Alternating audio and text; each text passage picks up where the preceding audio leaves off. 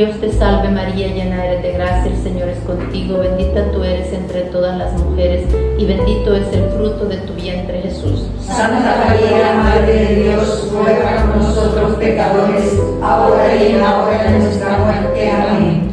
Bienvenidos a nuestra clase de hoy. El libro es Primero de Crónicas. Es un repaso, a mí me encanta repasar porque fijo más en la memoria, y este libro está extraordinario para hacer un repaso de todo lo que hemos visto, especialmente de Reyes y Samuel. Entonces, al principio hay muchas genealogías. Acordémonos, vimos con el Evangelio de San Mateo que para los judíos son sumamente importantes las genealogías. Entonces, aquí este libro se escribe después de regresar del destierro de Babilonia. Entonces, como que están rehaciendo cada una de las tribus, y esa es la gran importancia de las cronologías. Voy a leer primero la introducción en nuestro libro de estudio de las lecciones bíblicas, libro de Crónicas. Crónicas, título que le da la Biblia hebrea. Son llamados por la Vulgata de San Jerónimo paralipómenos, por transcripción de una palabra griega que significa libro de las cosas omitidas, o, según otros, libro de las cosas transmitidas.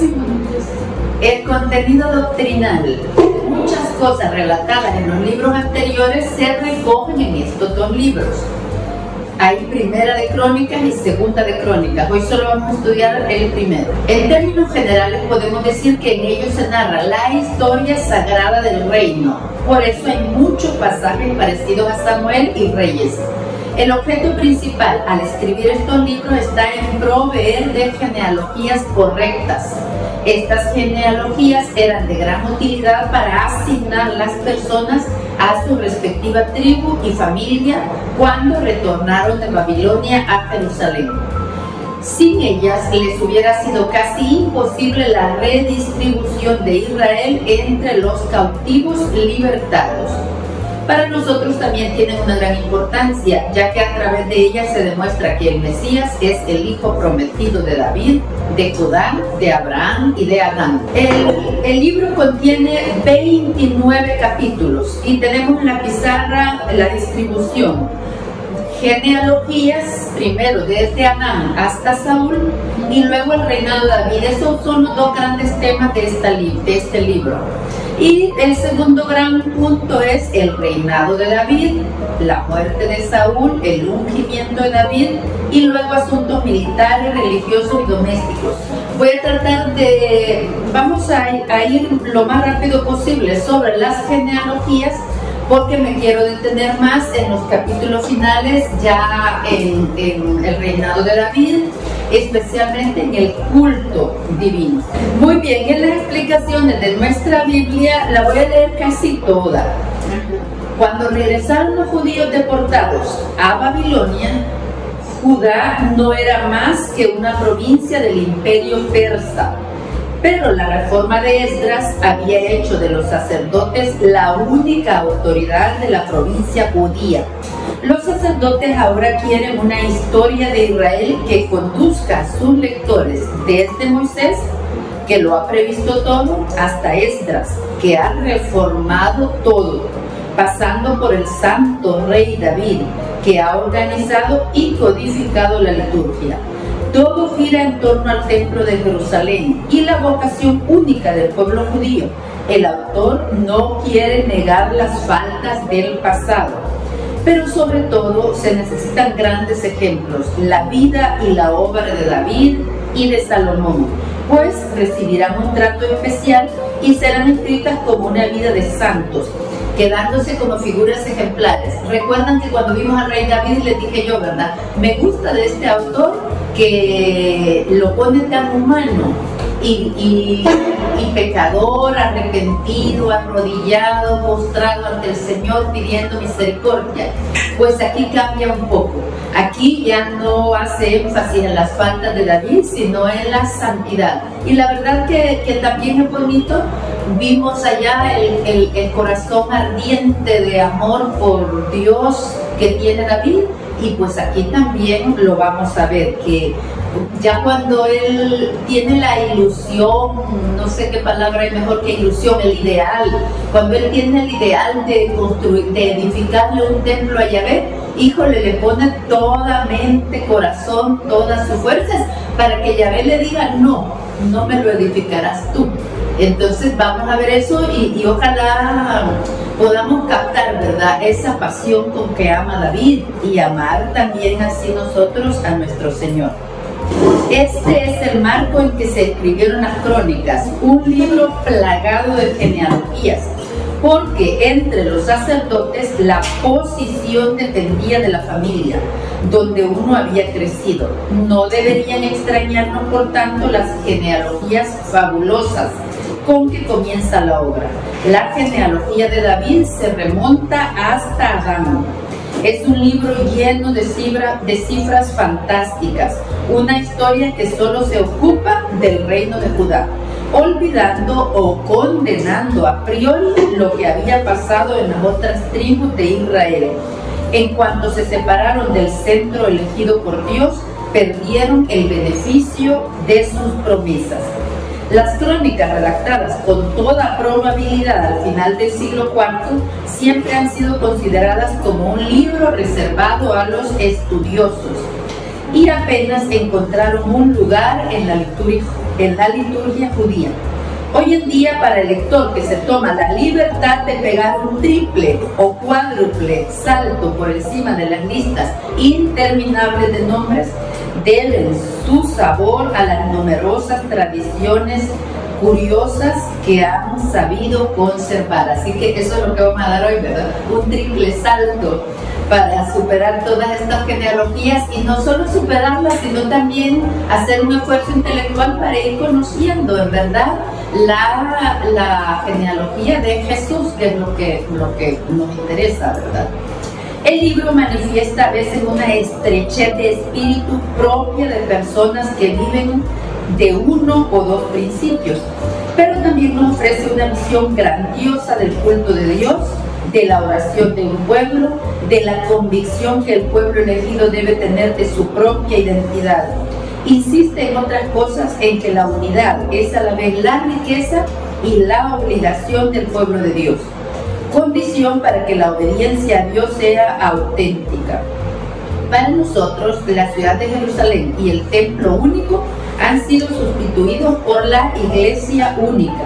Ninguno de los que se buscan iglesias a su gusto podrá leer este libro y sin sentirse interpelado. Es una inclinación que todos tenemos, ¿verdad? Buscar una iglesia a nuestro gusto, un Dios a nuestra imagen y semejanza, un Dios a nuestra medida. Entonces, eso es lo bueno de ser humilde, ¿verdad?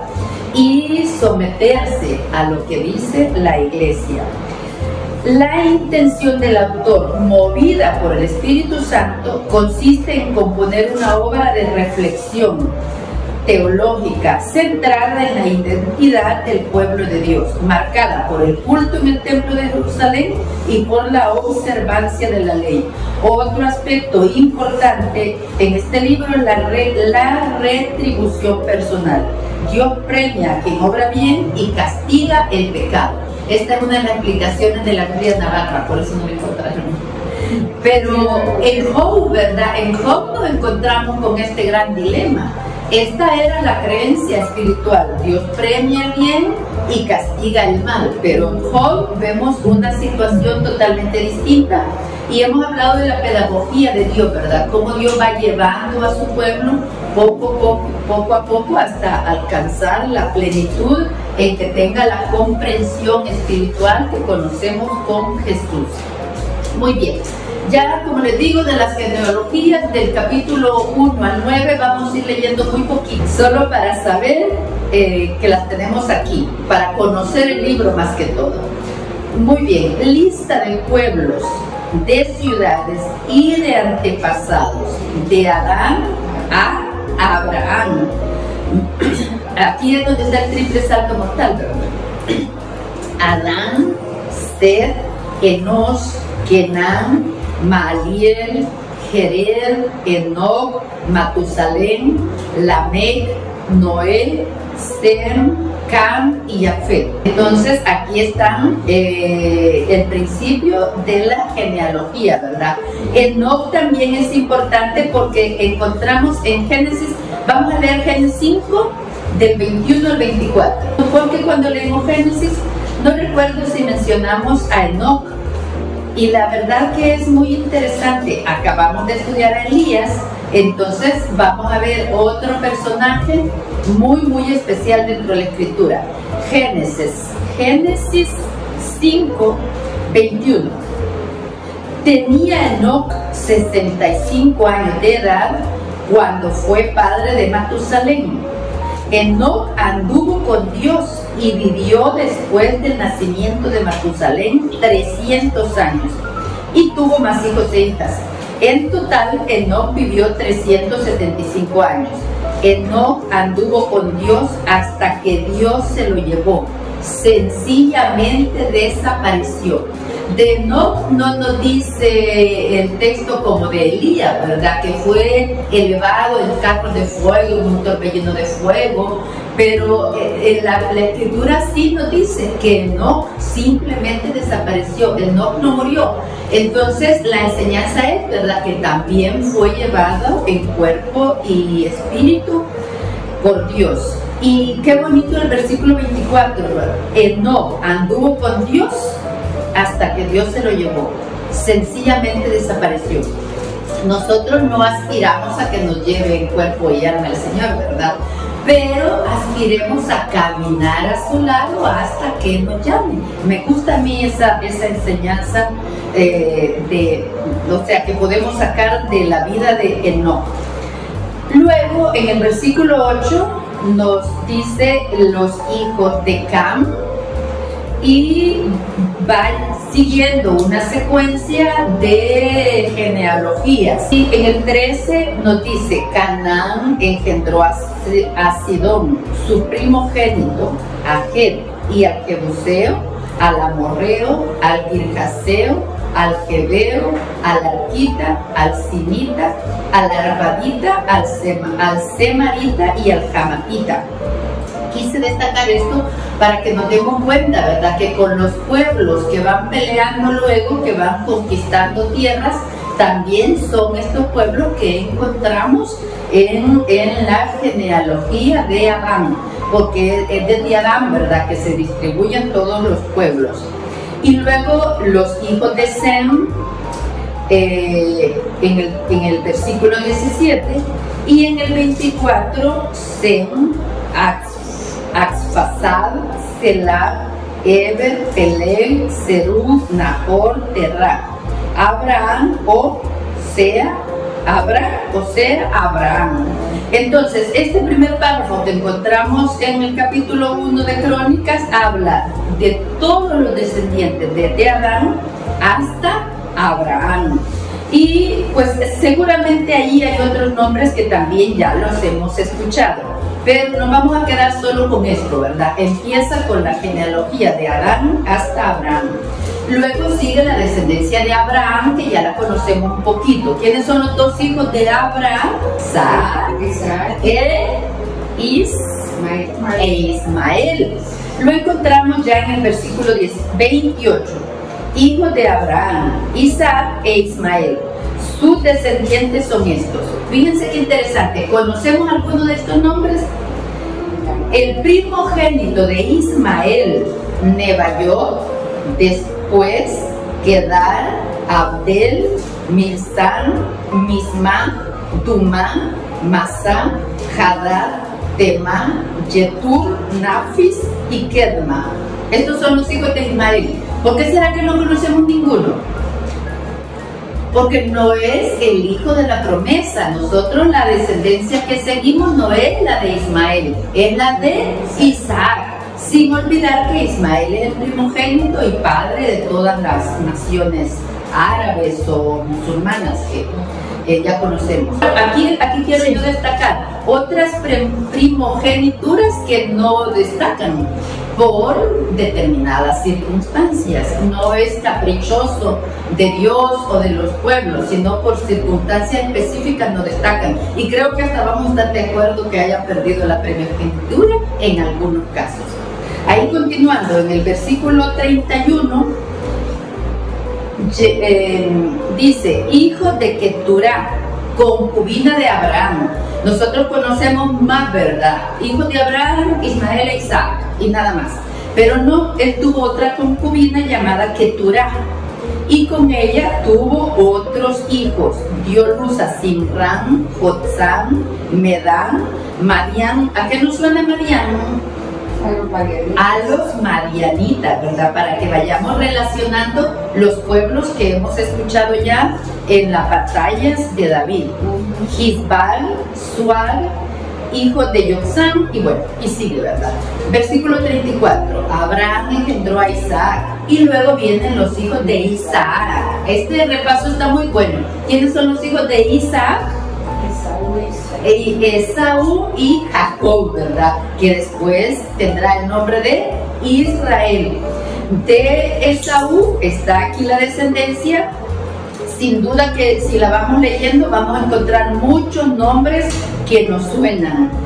Pero luego ya sabemos que toda la descendencia viene de las tribus de Jacob, ¿verdad? De Israel. Y ya en el capítulo 2 mencionamos en la introducción, ¿verdad? Que solo viene toda la historia de Judá, no de las otras tribus de Israel, aunque la va a mencionar en algún punto. Capítulo 2, estos son los hijos de Israel. Eso es lo que encontramos aquí. Cada uno de los hijos de Jacob con sus descendencias. Y vamos a pasar acordémonos, les decía al principio, ¿verdad? En el Evangelio según San Mateo, ¿cómo empieza San Mateo? Con las genealogías. Tiene para ellos muchísima importancia las genealogías. Acordémonos que también distintas tribus tenían distinta misión, distinta función en el pueblo de Israel. Entonces eso también hace importante saber a qué tribu perteneces. Vamos al versículo 3. Descendencia de David. Acordémonos que este libro está escrito habiendo ya regresado de la deportación a Babilonia. Entonces es un gran trabajo que han hecho el de organizar de nuevo las genealogías. Según parece, después del Holocausto ya no pudieron organizar las genealogías. Entonces sí, ya en general ya perdieron esta genealogía, a quién pertenecen cada uno, ¿verdad? Descendencia de David. Estos son los hijos que le nacieron a David en Hebrón. Creo que tenemos un poquito más frescos estos nombres, ¿verdad? Acabamos de estudiar este libro de los Reyes.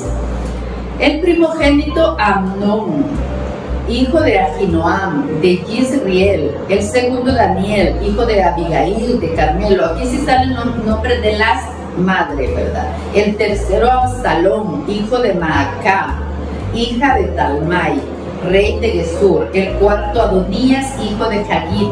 El quinto Cefatías, de Abital. El sexto Gitream, de su mujer Eglá. Estos 6 le nacieron en Hebrón, donde reinó 7 años y 6 meses. Y recordemos que David reinó en Jerusalén 33 años. Estos son los hijos que le nacieron en Jerusalén: Simán, Sobab, Natán, Salomón, los 4 de Betsabé, hija de Amniel. Además, Gidbar, Elisama, Elifelet, Noga, Nefer, Jafia, Elisamán, El Yadam, Elifelet, 9. Y estos son los hijos de David, sin contar los hijos de las concubinas. Hermana de ellos fue Tamar. Y aquí en 3 días lo vamos a leer completo, porque recién terminamos el libro de Reyes y vamos a reconocer aquí muchos nombres de los reyes que tenemos en nuestro cuadrito de estudio. Rey de Judá. Versículo 10. Salomón fue padre de Roboam, este de Abías, este de Asa, este de Josafat, este de Joram, este de Ocosías, este de Joás, este de Amasías, este de Azarías, este de Jotán, este de Ahaz, este de Ezequías, este de Manasés, este de Amón, este de Josías. Hijo de Josías, Johanán, el primogénito, Joaquín, el segundo, Sedecías, el tercero, Salum, el cuarto. Hijo de Joaquín, su hijo Joaquín y su hijo Sedecías, que ambos gobernaron, ¿verdad? Vean, en estos versículos del 10 al 16, si quieren marcarlo para cuando quieras tener claro, ¿verdad? ¿Quiénes son los reyes de Judá? Pues aquí los tenemos, toda la genealogía de los reyes de Judá. Y por supuesto, luego ya viene la genealogía de cada uno de ellos, ¿verdad? En el capítulo 4 tenemos la genealogía de todos los hijos de Jacob, de Israel. Entonces no lo vamos a leer, es un sinfín de nombres únicos. Capítulo 4, versículo 1, hijo de Judá. Versículo 20, hijo de Simón. Capítulo 5, versículo 1, hijo de Rubén. Voy a leer esta parte porque la verdad no es muy frecuente que oigamos esto. 5:1, hijo de Rubén, primogénito de Israel. Rubén es el primogénito de Jacob. Rubén había nacido el primero, pero porque fue con la concubina de su padre, sus derechos de primogenitura pasaron a los hijos de José. ¿Qué les parece? Rubén tuvo un romance, un amorío con una de las concubinas de su papá. Entonces, por esa razón viene la primogenitura. Tal vez nosotros, cuando vemos que quieren que los 11, ¿verdad?, o los 10, mejor dicho, quieren matar a José, y que luego Rubén es uno de los que intercede por él y dice, no lo matemos. Al final, entre Rubén y Judá le salvan la vida y dicen, vendámoslo. Pues es un mal menor del que Dios saca un gran bien. Pero esta es la razón por qué Rubén perdió su primogenitura, porque tenía un romance con una de las concubinas del papá. Entonces, ¿por qué están ellos tan enojados hasta el extremo de querer matarlo? Porque cuando dicen, el otro texto dice que Jacob le hace una túnica especial a José. Entonces, claro, esa es una señal de que le está dando la primogenitura. ¿Cómo se sintieron los otros 9 hijos mayores? Rubén quizás lo aceptó mejor porque sentía un poco de culpa, porque Rubén es uno de los que intercede por él. Pero los otros 9, ¿por qué no podían ser ellos el primogénito? Estaba Simeón, que era mayor, y luego Judá, que destaca tanto en las genealogías. A cada uno Dios le da distintos dones, distintos regalos, y es importante aceptar lo que el Señor nos da, ¿verdad? Pero esta es la razón por la que Rubén también pierde la primogenitura. Con todo, continuamos ahí en el mismo versículo 1. Con todo, José no fue inscrito en las genealogías como el primogénito, pues Judá se hizo poderoso entre sus hermanos y de él procede el príncipe, pero los derechos de primogénito pertenecen a José. Qué bonito, ¿verdad? Qué bonito es saber encontrar el trasfondo en tantas situaciones bíblicas. Luego continuamos con la genealogía de Israel y en el 5:11 tenemos los hijos de Gad, en el 5:18 los hijos de Rubén, 5:27 los hijos de Leví. Y como Leví, claro, ¿cuál es la gran importancia de las tribus de Leví? Que son los encargados del templo, los encargados de la liturgia. Entonces hay aquí todo un desarrollo de los hijos de las familias de levitas en el capítulo 6. Hijos de Leví, Gersón, Kehat y Merari. De los hijos de Gersón es Amram. Amram es el papá de Miriam, Aarón y Moisés, muy bien. Y luego tenemos también las familias de los hijos de Gersón y los hijos de Merari. Quiero leer en el 6:16. Estos son los que puso David para dirigir el canto en la casa de Yahvé, desde que el arca tuvo un lugar de reposo. Ejercían el ministerio de cantores ante la morada de la tienda de reunión, hasta que Salomón edificó la casa de Yahvé en Jerusalén. Cumplían su servicio conforme a un reglamento. Es importante ver desde cuándo la liturgia ya estaba organizada. Los hijos de Merari, hermanos de ellos, asistían a la izquierda. Etán, hijo de Quisí, hijo de Abadí, hijo de Maluc, hijo de Asabías, hijo de Amasías, hijo de Hilquías, hijo de Amasí, hijo de Baní, hijo de Semen, hijo de Mahalí, hijo de Musí, hijo de Merari, hijo de Leví. Sus hermanos, los levitas, estaban dedicados al servicio de la morada de la casa de Dios. Aarón y sus hijos quemaban las ofrendas en el altar del holocausto y en el altar de los perfumes, según todo el servicio de las cosas sacratísimas, y hacían la expiación por todo Israel, conforme a todo cuanto había mandado Moisés, siervo de Dios. Estos son los hijos de Aarón. A ver, ¿qué nombre nos suena? Eleazar, Finjas, Abisúa, Buquí, Usí, Serajías, Marayot, Amarías, Ahitub, Sadoc, Ahimás, su hijo. Quizá un poco más Eleazar, ¿verdad? Finjas, porque también tuvo un desempeño importante en uno de los libros que ya leímos. Y a continuación vienen las residencias de cada una de estas tribus. En el 6:31, la residencia de la tribu de Efraín.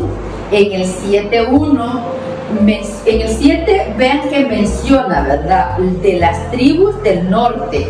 7:1, hijos de Isaacar. 7:6, hijos de Benjamín. ¿Qué personaje importantísimo leímos de la tribu de Benjamín? Saúl. Entonces Saúl es de la tribu de Benjamín. Y Joab, que es el general del ejército de David, también es benjaminita. Y luego en el 13 tenemos hijos de Neftalí, 14 hijos de Manasés, 7:20 hijos de Efraín. De la tribu de Efraín también hay otro personaje importante de un libro que ya leímos. ¿Quién será? Josué, también es de la tribu de Efraín.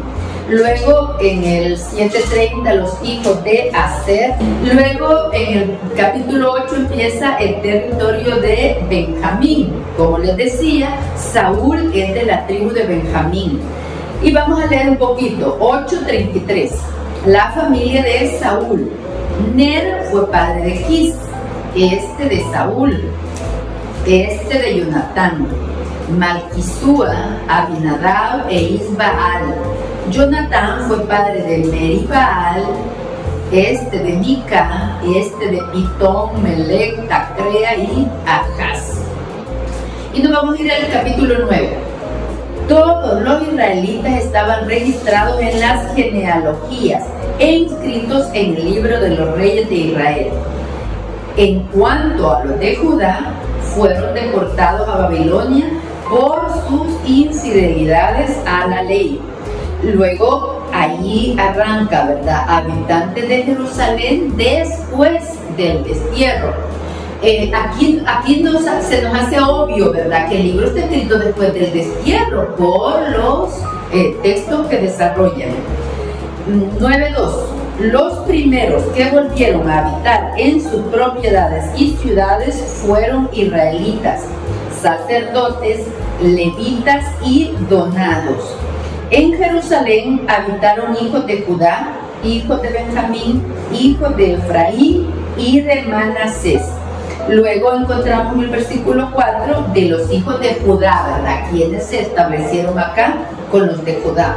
Los hijos de Judá, luego en el 7, los hijos de Benjamín, Y otro gran desarrollo que hace este libro también es de la tribu sacerdotal. Y en el 9:10 encontramos de los sacerdotes. Aquí también nos van a sonar algunos nombres: Jedaías, Jehoiá, Joaquín, Azarías, hijo de Hilquías, Mesulam, Sadoc. Bueno, y siguen otros muchos, ¿verdad? De Sadoc nos recordamos, lo acabamos de ver también en el libro de los Reyes. Y luego viene otra cantidad de descendientes en el 9:14 de los levitas, y vamos a leer del 22. 9:22. El total de esos hombres escogidos para porteros era de 212 y estaban inscritos en sus poblados. David y Samuel, el vidente, los habían establecido en sus cargos permanentes. Tanto ellos como sus hijos tenían a su cargo las puertas de la casa de Yahvé, la casa de la tienda. Había porteros a los 4 vientos, al oriente, al occidente, al norte y al mediodía. Sus hermanos que habitaban en poblados tenían que venir periódicamente a estar con ellos durante 7 días, porque los 4 jefes de los porteros eran permanentes. Algunos levitas estaban al cuidado de la cámara y de los tesoros de la casa de Dios. Pasaban la noche alrededor de la casa de Dios, pues les incumbía su vigilancia y tenían las llaves para abrirlas todas las mañanas. Bueno, con eso terminamos con la genealogía de Leví y algunas de sus funciones de la tribu de Leví, la tribu sacerdotal. Y ya en el capítulo 11 empezamos con el rey David.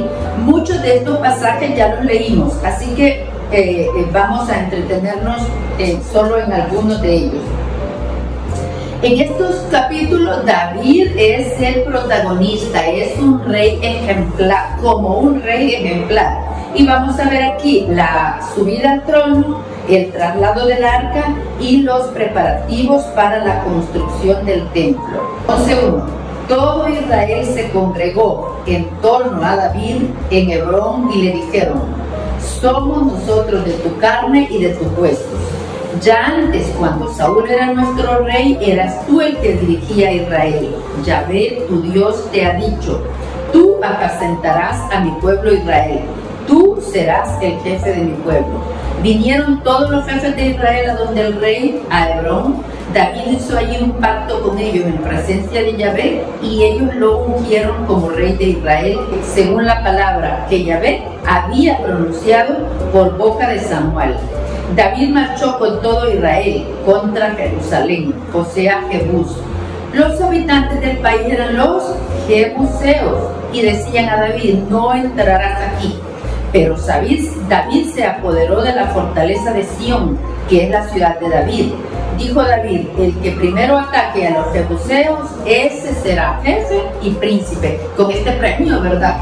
Con qué entusiasmo luchaban al lado de David. Él subió el primero Joab. Ya sabemos que Joab era el jefe del ejército de David, hijo de Sarvia, y pasó a ser jefe. Se instaló David en la fortaleza, por eso la llamaron ciudad de David. Edificó alrededor de la ciudad desde el valle del Nilo hasta el otro extremo. Joab reparó el resto de la ciudad. David iba creciendo de día en día y Yahvé Sabaoth estaba con él. Y luego viene todo un listado de los valientes de David. En el capítulo 12 hace todo el relato de los primeros jefes del ejército de David. Vamos a leer el 12:18. David se presentó delante de ellos y les dijo: si vienen a mí en son de paz para ayudarme, mi corazón se unirá con el de ustedes. Que, híjole, ahora que promovemos tanto el trabajo en equipo, ¿verdad? Que un líder te diga eso: si vienes para ayudarte, mi corazón se unirá al tuyo. Pero si es para engañarme y ayudar a mis enemigos, puesto que yo tengo las manos limpias de todo pecado, el Dios de nuestro Padre será testigo y juez.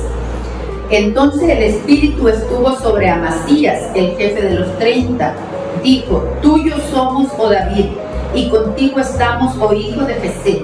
Paz, paz a ti y paz a quienes te ayuden, ya que a ti te defiende tu Dios. Dios los recibió y los hizo jefes de sus tropas.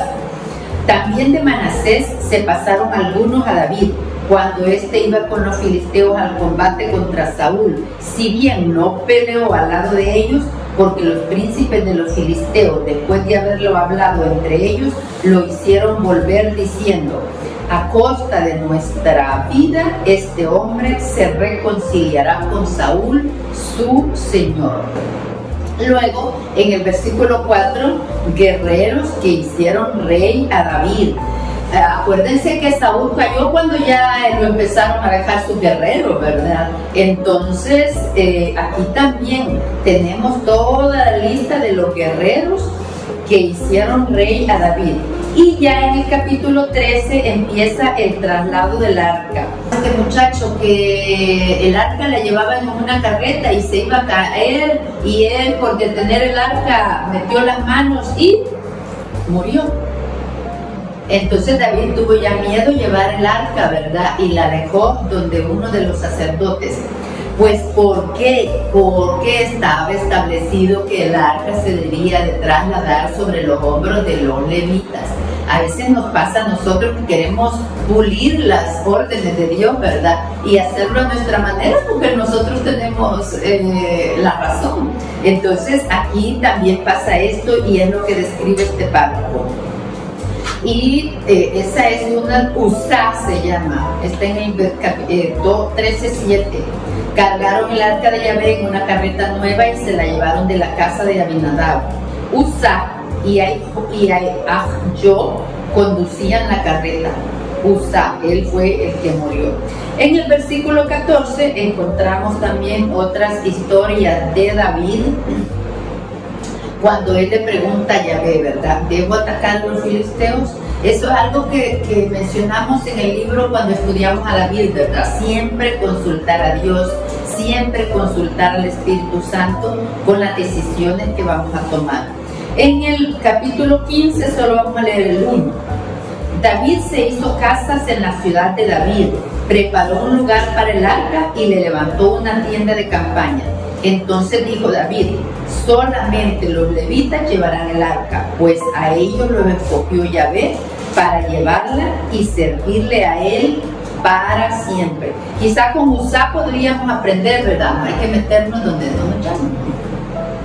Y en el versículo 15:11, también llamó David a los sacerdotes Sadoc y Abiatar, y a los levitas Uriel, Asaías, Semanías, Eliel y Abinadab, y le dijo: ustedes son los cabezas de familia de los levitas, santifíquense ustedes y sus hermanos para subir el arca de Yahvé, el Dios de Israel, al lugar que para ella tengo preparado. Pues Yahvé nuestro Dios nos castigó cuando en su ausencia no lo consultamos según lo establecido.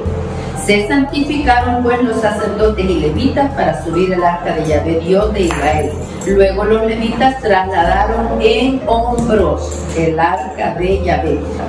Luego, en el capítulo 16, vamos a leer a partir del 4, que se titula David organiza el culto.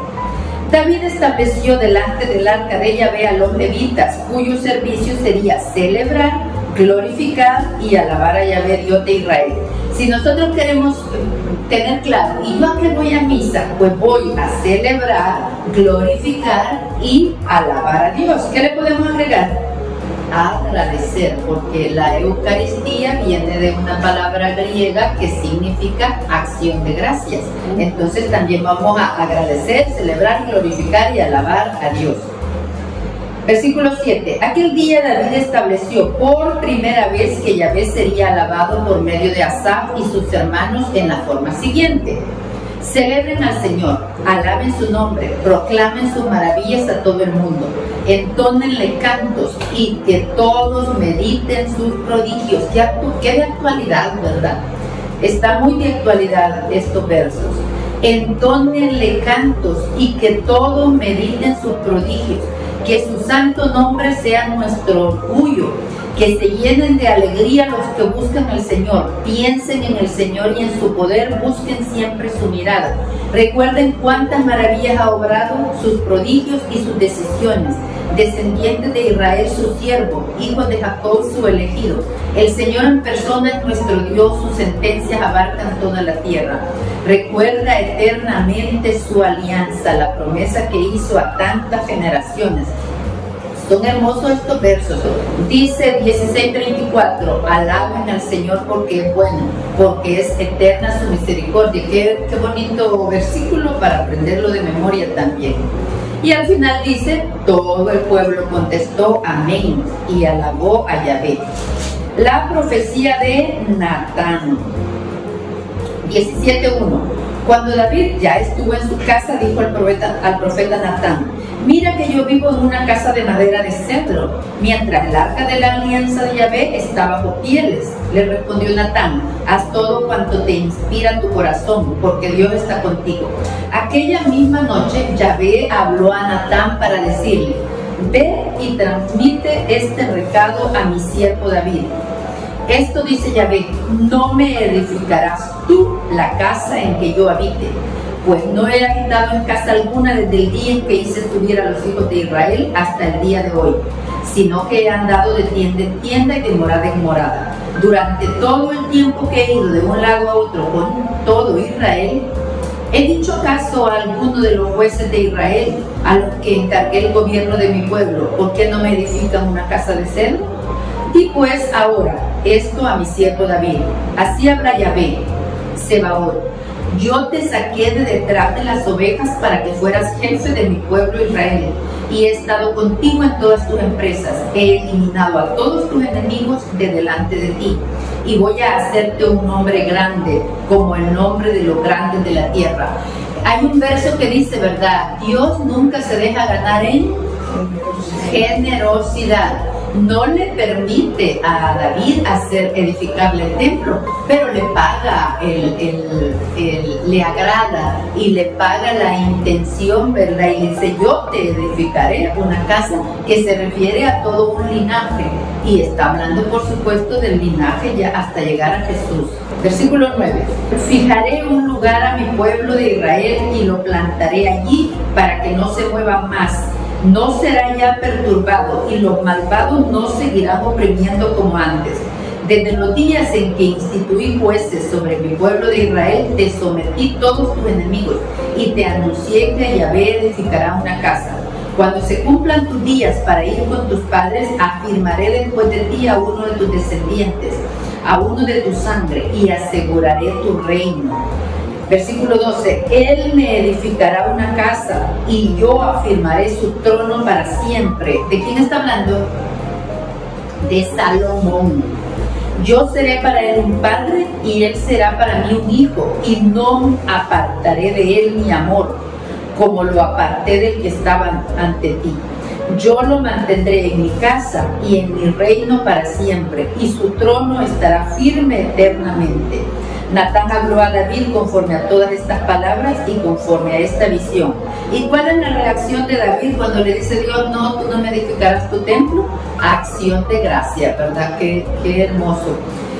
Versículo 20, 17-20. Oh Yahvé, nadie hay como tú, ni hay Dios fuera de ti, según todo lo que hemos oído con nuestros oídos. Y sigue ahí, ¿verdad? Una hermosa oración de acción de gracias. En el versículo 18 vamos a pasar rápido porque encontramos de nuevo guerra de David. Versículo 19, en el 20 otra guerra, en el 21 tenemos el censo. Y oigan cómo empieza la redacción. 21:1. Satanás se levantó contra Israel e incitó a David a hacer el censo de Israel. Dijo pues David a Joab y los jefes del pueblo, vayan y cuenten a los israelitas desde Berseba a Dan, y prepárenme un informe para que yo sepa su número. Respondió Joab, multiplique Yahvé su pueblo 100 veces más de lo que es. ¿Acaso no son todos ellos siervos de mi señor? ¿Por qué pues pides esto?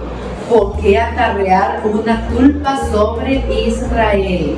Entonces Joab, siendo el jefe, no hizo ni censo entre los benjaminitas, ni hizo censo entre los levitas. Y bueno, tenemos aquí la historia del censo. Recuerdan que recién lo leímos en Reyes, ¿verdad? Que David reconoce su falta y a través del profeta Gad le manda a decir Dios, ¿verdad? Que escoja una sanción. Y él escoge las 3 días de peste. Entonces tenemos aquí el relato, ¿verdad? De esta encrucijada en que se vio David, ¿verdad? Pensó elegir el menor de los males, 3 días de peste. 21:15. Yahvé mandó un ángel contra Jerusalén para destruirla, pero cuando ya lo estaba haciendo, Yahvé miró y se arrepintió del mal y dijo al ángel exterminador: basta ya, retira tu mano. El ángel de Yahvé estaba junto a la era de Ornán el Jebuseo. Alzando David los ojos, vio el ángel que estaba entre el cielo y la tierra con una espada desenvainada en su mano, extendida sobre Jerusalén. Entonces David y los jefes, vestidos con sacos, se postraron rostro en tierra. Y David dijo a Yahvé: yo fui quien ordenó el censo del pueblo, yo fui quien pequé, yo cometí el mal. Pero estas ovejas, ¿qué culpa tienen? Oh Yahvé, Dios mío, caiga tu mano sobre mí y sobre la familia de mi padre, pero que no haya plaga en tu pueblo. Versículo 18. El ángel de Yahvé ordenó a Gad que dijera a David de subir para alzar un altar a Yahvé en la era de Ornán el Jebuseo. Y ahí continúa la historia, ¿verdad? Que edifica el altar. Y en el versículo 27 leemos: entonces Yahvé ordenó al ángel que volviera la espada a la vaina. Y esta es la sanción, ¿verdad? Por haber hecho un censo, por poner la confianza en los bienes, en lo que nos pertenece, en lo que tenemos y no en Dios. Y luego ya empieza en el capítulo 22 preparativos para la construcción del templo. 22:2. David pues mandó reunir a los forasteros residentes en la tierra de Israel, forasteros, fijémonos en eso, y designó canteros para que preparasen piedras talladas para la construcción de la casa de Dios. Preparó también hierro en abundancia para la clavazón de las hojas de las puertas y para las grapas. Preparó también incalculable cantidad de bronce y de madera de cedro sin número, pues los sidonios y los tirios trajeron a David madera de cedro en abundancia. Versículo 5.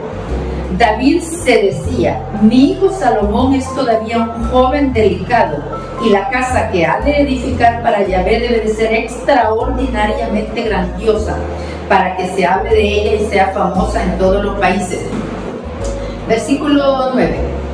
Mira que te nacerá un hijo que será hombre de paz. Figúrense los planes de Dios, ¿verdad? Todavía no ha nacido Salomón. David ya está preparando los materiales. Mira que te nacerá un hijo que será hombre de paz. Le concederé paz con todos sus enemigos en derredor, porque Salomón será su nombre, y durante su vida concederé paz y tranquilidad a Israel. Por eso Salomón se puede dedicar tanto al estudio. Recordamos que leímos que había sido botánico, arquitecto y otros muchos conocimientos que tuvo, porque vivió en una época de paz. ¿Por qué? Porque su padre le había dejado un pueblo organizado y sometido. Muy bien, versículo 10. Él edificará una casa a mi nombre, él será para mí un hijo y yo para él un padre, y afirmaré el trono de su reino sobre Israel para siempre. Versículo 12. Quiera Yahvé concederte prudencia y entendimiento en el momento en que te estableces sobre Israel, para que guardes la ley de Yahvé, tu Dios. David le está diciendo esto a Salomón. Versículo 13. Entonces prosperarás si cuidas de cumplir los preceptos y decretos que Yahvé ha prescrito a Moisés. para Israel. Sé fuerte y ten ánimo, no temas ni desmayes. Mira que yo he preparado con mucha dificultad para la casa de Yahvé 100,000 talentos de oro, 1,000,000 de talentos de plata. En cuanto al bronce y al hierro, hay tanto que no se puede contar.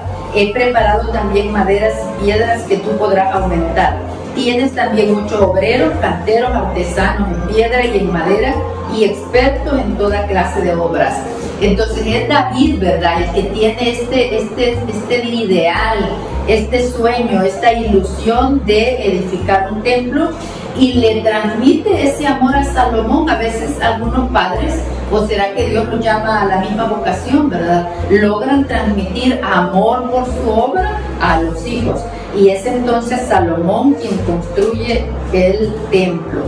En el capítulo 24 encontramos los sacerdotes y en el 25 los cantores, todos los que sirven en el templo.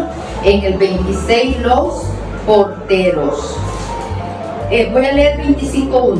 David y los jefes del ejército separaron para el servicio a los hijos de Asaf, Enam y Jedutún, que profetizaban acompañándose con cítaras, salterios y cimbales.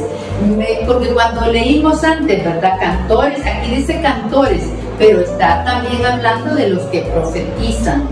Diríamos ahora también de los que evangelizan. En el 26 encontramos los porteros, en el 27 censos y nóminas.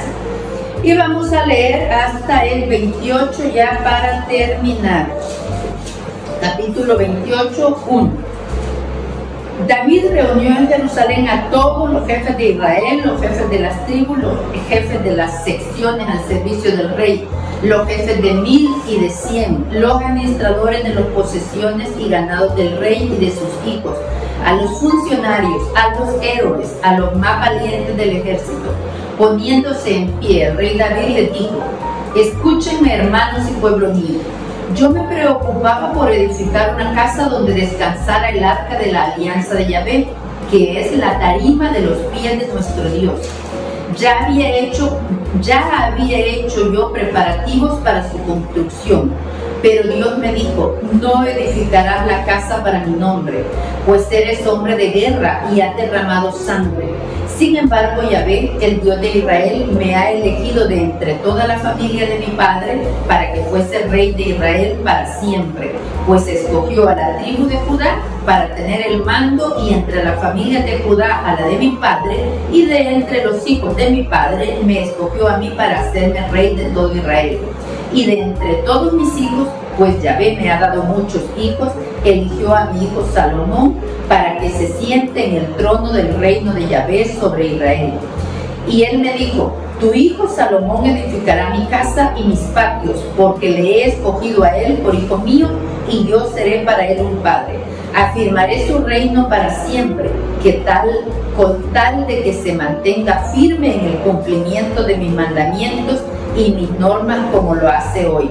Ahora pues, a los ojos de todo el pueblo de Israel, que es la asamblea de Yahvé, y oído de nuestro Dios, guarden y mediten todos los mandamientos de Yahvé su Dios, para que puedan poseer esta tierra espléndida y la dejen como heredad a sus hijos después de ustedes para siempre. 28:11. Entonces David dio a su hijo Salomón el diseño del vestíbulo y de los demás edificios, de los almacenes de las salas altas, de las salas anteriores y de la pieza donde estaría el lugar del perdón, y también el diseño de todo lo que había pensado respecto de los patios de la casa de Yahvé y de todas las cámaras de alrededor para los tesoros de la casa de Dios. 28:14. Referente al oro, le señaló el peso en oro que tenían cada uno de los utensilios de cada servicio, y también la plata. Versículo 15. Asimismo el peso de los candelabros de oro y sus lámparas, y para los candelabros de plata según el peso de cada candelabro y sus lámparas. Versículo 20. David dijo además a su hijo Salomón: sé fuerte y ten ánimo, y manos a la obra. No temas ni desmayes, porque Yahvé, Dios, el Dios mío, está contigo. Yo no te dejaré ni desamparará hasta que acabes toda la obra para el servicio de la casa de Yahvé. Pero es muy bonito. Ya, para terminar en el capítulo 29, 1. Me gustaría leerlo todo, pero vamos a ver si voy saltando, dando saltitos. 29. El rey David dijo a toda la asamblea: mi hijo Salomón, al que Dios eligió, es todavía muy joven y la obra es grande, pues esta casa no es para un hombre, sino para Yahvé Dios.